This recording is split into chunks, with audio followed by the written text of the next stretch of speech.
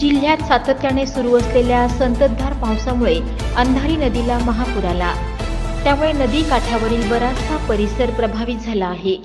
गोंडपिंपरी तालुक्यातून गोंडपिंपरी खेडी मूल रस्ता मौजा वढवली जवळील नदी पुलाजवळ पूर्णतः खरबडून गेला आहे.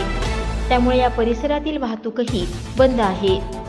याच सोबत नदीने पाणी पातळी सोडल्याने पुराचे पाणी शेतात जाऊन शेतकऱ्यांच्या पिकांचंही मोठ्या प्रमाणावर नुकसान झालंय.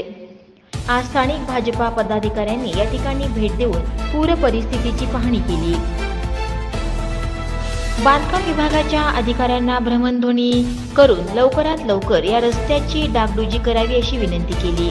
त्यानंतर लागलीच तहसीलदार गोंडपिंपरी यांनाही भ्रमणध्वनी करून नुकसानग्रस्त शेतांचे तातडीने पंचनामे करून प्रशासनाने होईल तितक्या लवकर पूरग्रस्तांना मदत करावी अशी मागणी केली.